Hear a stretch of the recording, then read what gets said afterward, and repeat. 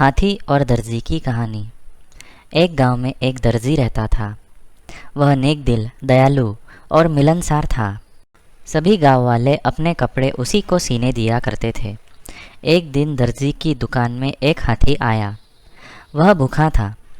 दर्जी ने उसे केला खिलाया। उस दिन के बाद से हाथी रोज़ दर्जी की दुकान में आने लगा। दयालु दर्जी उसे रोज़ केला खिलाता। बदले में हाथी कई बार उसे अपनी पीठ पर बिठाकर सैर पर ले जाता। दोनों की घनिष्ठता देखकर गांव वाले भी हैरान थे। एक दिन दर्जी को किसी काम से बाहर जाना था।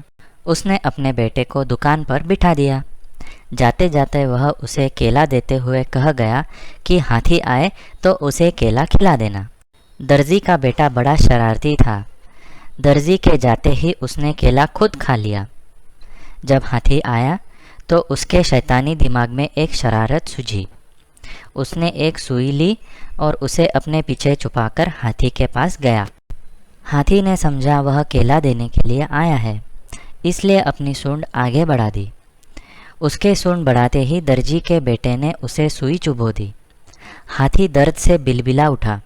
यह देखकर दर्जी के लड़के को बड़ा मज़ा आया और वह ताली बजाकर खुश होने लगा। दर्द से बिलबिलाता हाथी गांव के नदी की ओर भागा। वहां जाकर उसने अपनी सूंड पानी में डाल दी। कुछ देर नदी के शीतल जल में रहकर उसे राहत महसूस हुई।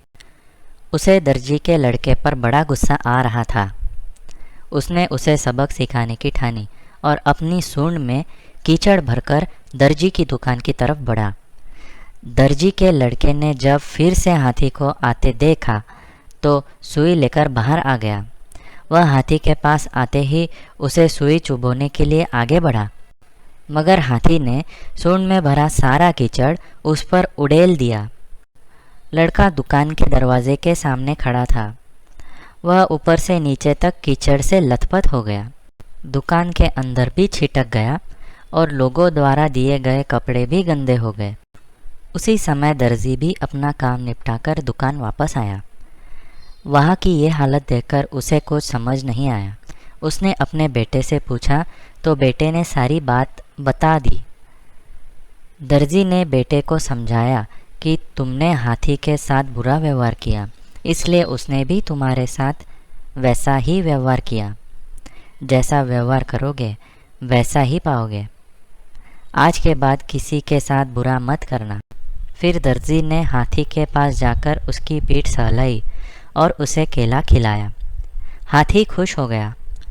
दर्जी के बेटे ने भी उसे केले खिलाए, जिससे हाथी और उसकी दोस्ती हो गई। उस दिन के बाद से हाथी दर्जे के बेटे को भी अपनी पीठ पर बिठाकर घुमाने लगा। अब दर्जी के बेटे ने शरारत छोड़ दी और सबसे अच्छा व्यवहार करने लगा। तो दोस्तों, इस कहानी से हमें यह सीख मिलती है कि तुम जैसा करोगे वैसा ही भरोगे। जैसा व्यवहार दूसरों से चाहते हो वैसा व्यवहार दूसरों के साथ करो और बुरे काम का बुरा ही नतीजा होता है।